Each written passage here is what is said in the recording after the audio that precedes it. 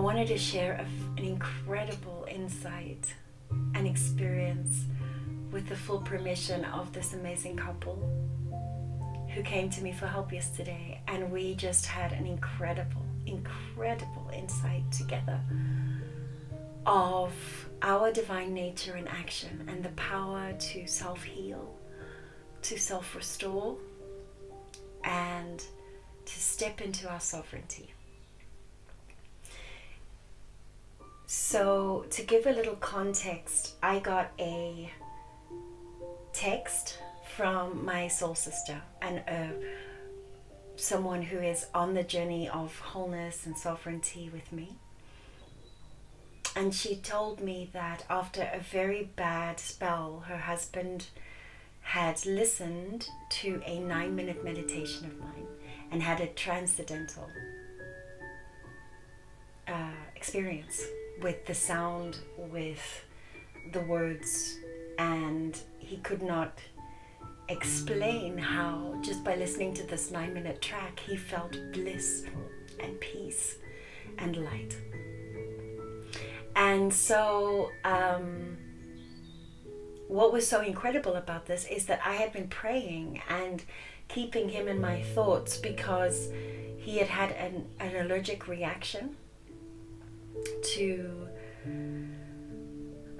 I won't say, and he has lupus and was advised to not do that again because it would kill him. It would be fatal next time, most probably. So in the recovery of hospital, if that wasn't enough, he then gets the news that his sister had a heart attack and passed away. So his world comes crashing down, and in that moment of despair, as sad as that story is, so very common in so many households, and that's why I believe they have the courage to share this beautiful, intimate story of healing and love and power. And so he's in that dark place, and to know that I couldn't be there with him, but through this meditation, I could guide him to that place of light, to that place within, to that inner peace. And the very next morning, all of that frequency and hope and peace just disintegrated, because immediately he was shown the contrast which happens in this journey. So we jumped on the phone yesterday because again he was in that hard place, but now he was open to really work with me. And what happened in that time together was so special, because he realized that the lupus, his sister dying, was all part of him fighting death and him trying his very best to try and control, or try to keep it positive, or try to survive, or try to make it through, and he was just exhausted, as anyone would be. And this feels indeed like the end of control. And I said, I know it feels like death, and it is the valley of death. And brother, all I can do is I can walk it with you, and we can cross the bridge. I'll do that with you. Will you come? And he said yes. There was no choice, we were there. And I think that's what's happening to so many of us.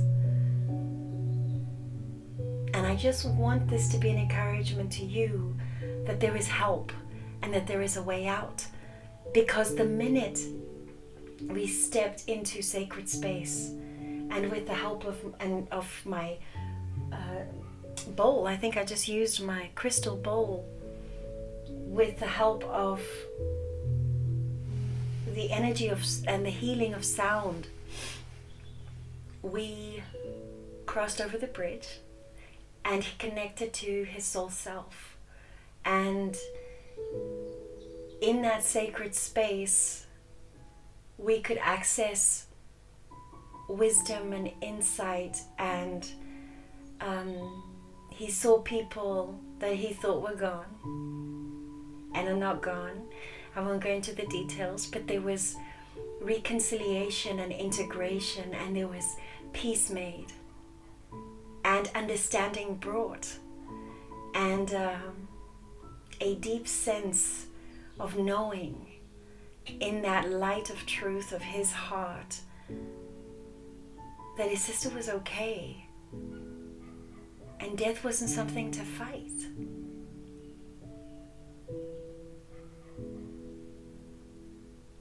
It is life that is right here, right now, to be embraced with the deep love of an open heart. And he stepped into that bliss and that peace that he found right within himself. And he said, wow, how can I be this joyful and blissful? You know, I don't know exactly what his words were, but it was this, it's what enlightenment is, you know, what the gurus have said is there, and it is there for us. And I'm here to tell you, it's there for all of us. But we need to stop fighting disease. There was a very, very important transformation that occurred. And once he knew that light that was him, and he knew that love that was available, and he knew that power that is accessible to us when we cross the bridge, and we can open enough to allow that sacred healing space to come in. And this is what happens in all of my sessions in different degrees as people are ready. And we looked at lupus, and I asked him to see lupus as a form so we could work through the energy. And the way that lupus presented itself was this savage beast, this huge wolf that would attack at will and ravage him. And it had ravaged him, his physical body. It had done it had had its way, and that's exactly how he felt, helpless in front of this beast. However, when I said to him, now feel into your soul self and your sovereign infinite being, and notice this wolf, and who is the superior being, or who is fighting who here, and you couldn't find the duality. You know, it was like, no, he's playing a role for me, and I know I'm fine. Regardless of his attacks, I'm fine. I'm sovereign. I'm above this. I said, okay, so you have the power right now to destroy this beast. What do you choose to do? And it was a pivotal moment in the transformation, I believe, a very deep, sacred wisdom in that moment, because I could feel, I sensed that he was like, yes, I could destroy it, but it doesn't feel right. You know, it wasn't in his nature to destroy. His true nature, his empowered nature, his free, infinite nature. And I said to him, can we choose instead to forgive and ask the wolf what it was doing, what was the lesson, what was the wisdom that was here to be gleaned? How has this lupus in your life allowed you to experience something that only you could experience because of it? And he knew the answer straight away. Because we're in that space connected to our higher mind and heart, we have the answers. So he knew the answer. He knew what he had learned. And I said, are you grateful? He says, oh yes. I said, can you give this gratitude to this wolf? And he did. And immediately the wolf began to transform. This is the power of inner alchemy that happens also in the sessions and what I'm teaching my students to do. But when that alchemy, when that energetics really shift,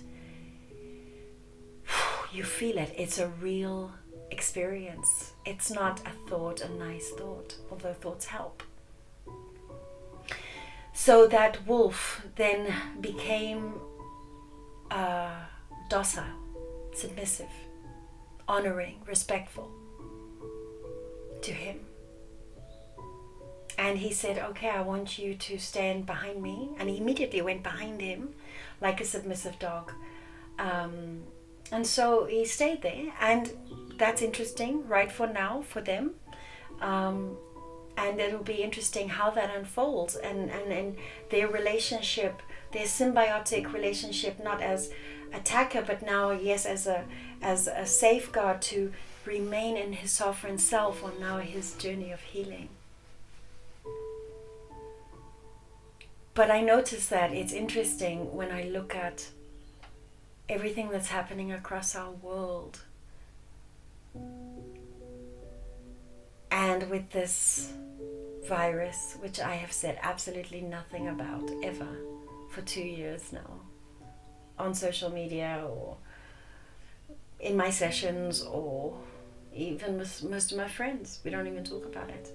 And it's not that I'm avoiding it. It's just because I'm coming from this unity consciousness, and I'm supporting people to come into that space of integration.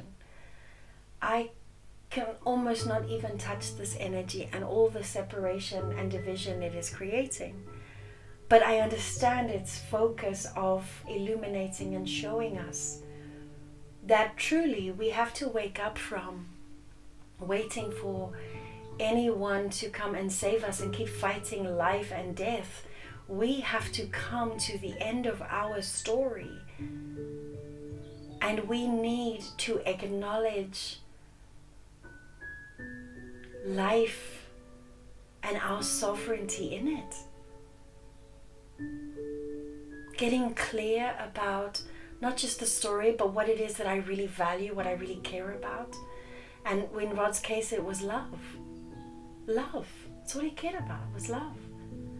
And I'll be honest with you, for 13 years now, I've been guiding people on this journey, every single one of them, bar none. And I've also been very lucky with the people that I've been able to guide. But that's a lot of love. With pure love at the center of it all. It's all we care about. If we can just remember that, we don't have to be afraid of the valley of death when we know we have divine connection.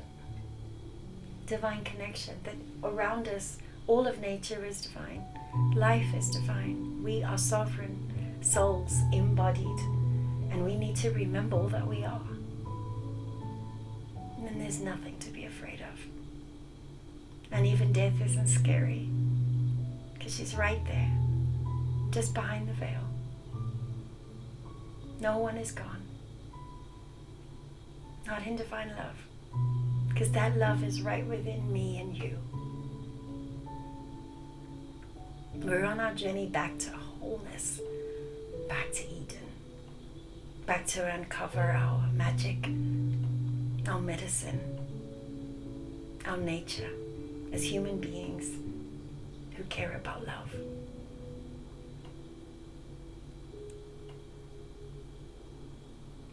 We don't need to fight this. We need to embody the love that we are.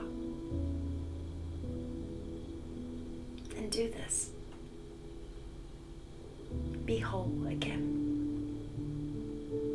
Create what we need to be safe. I hope this has been a blessing to you. Thank you. Thank you that I may share this. Namaste. Aho and amen. Bye-bye for now.